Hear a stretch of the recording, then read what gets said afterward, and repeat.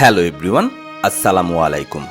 Work with Sohel Facebook ও YouTube চ্যানেলে আপনাকে স্বাগতম। ঘুরতে ঘুরতে চলে আসলাম নারায়ণগঞ্জের বন্দরে অবস্থিত কুতুববাগী দরবার শরীফে। শুনেছি যার নামে এই দরবার শরীফটি প্রতিষ্ঠিত হয়েছে, ছোট থেকে বড় হওয়া পর্যন্ত তার জীবনে ছিল অনেক কিংবদন্তি ইতিহাস।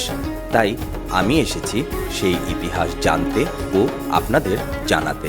কুতুববাগী নারায়ণগঞ্জ জেলার অন্তর্গত বন্দর থানার কলাগাছিয়া ইউনিয়নের শুভকর্দি গ্রামে এক সম্ভ্রান্ত ধার্মিক ও সঙ্গতি সম্পূর্ণ মুসলিম পরিবারে জন্মগ্রহণ করেন। তার বাবা মুন্সি খলিলুর রহমান এবং তার মাতা মোসাম্মদ হালিমা খাতুন, তারা দুজনেই ছিলেন অত্যন্ত ধর্মভীরু, আল্লাহপ্রেমী, অতিশয় পরহেজগার মানুষ। কুতুববাগী শিশু বয়সেই মাতৃহারা হন। একদিন ঠিক ফজরের আজানের কিছুক্ষণ আগে কুতুববাগীর মা ইন্তেকাল করেন। সেদিন সকালে কলাগাছিয়া ইউনিয়নের ঘাড়মোড়া গ্রামের সোলেমান নামের একজন ব্যক্তি গরুর রাখালের কাজ করতেন কুতুববাগীদের। কুতুববাগীদের 18টি গৃহপালিত গরু ধলেশ্বরী নদীর ওপারে চরে ঘাস খাওয়ানোর জন্য খুঁটা গেড়ে দড়ি দিয়ে বেঁধে রেখে আসে। বাদ আসর জানাজার জন্য কুতুববাগীর মায়ের লাশ যখন মাঠে আনা হয়, তখন দেখা গেল দড়ি ছিঁড়ে নদী সাঁতরে সবগুলো গরু লাশের সামনে এসে দাঁড়িয়ে যায়। জানাজা শেষে দেখা গেল প্রতিটি গরুর চোখ থেকে অঝরে পানি ঝরছে। কুতুববাগীর মায়ের জানাজা পড়ান জৈনপুরী মাওলানা আব্দুল খালেক সিদ্দিকী সাহেব। সেদিন তিনি ওই গ্রামেই অবস্থান করছিলেন। তিনি এই অভাবনীয় দৃশ্য দেখে বলেছিলেন, এমন ঘটনা কোনোদিনও দেখিনি। এই মরহুমা, তিনি নিশ্চয়ই আল্লাহর খুব প্রিয় এবং অতিশয় পরহেজগার ছিলেন।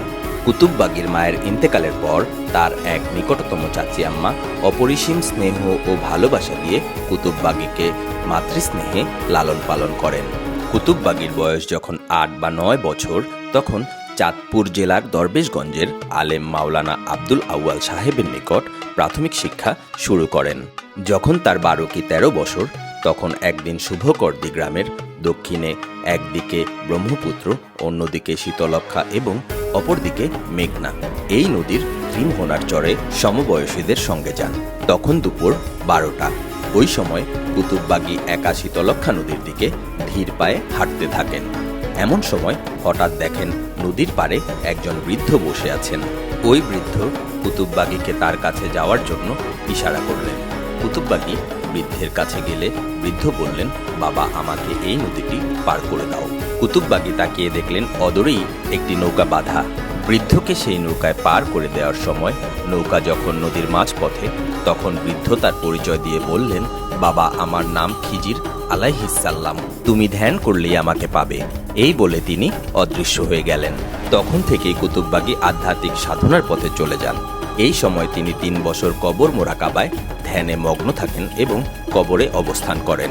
তারপর থেকেই কুতুববাগী আধ্যাত্মিক জ্ঞান অর্জনের জন্য দেশ বিদেশের বিভিন্ন অলি আউলিয়া, পীর ফকির, দরবেশের সান্নিধ্যে যেতে থাকেন।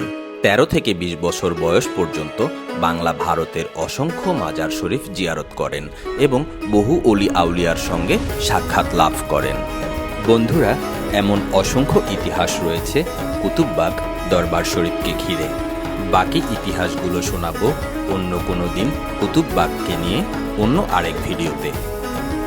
কিভাবে আসবেন কুতুববাগ দরবার শরীফে? ঢাকা হতে নারায়ণগঞ্জ শহরের যে কোনো স্থান হতে রিক্সা বা সিএনজি যোগে নবীগঞ্জ কুদারাঘাট আসতে হবে। ভাড়া পড়বে অটোতে বা প্যাডেল চালিত রিক্সায় 60 থেকে 70 টাকা এবং সিএনজিতে আসতে 100 থেকে 150 টাকা।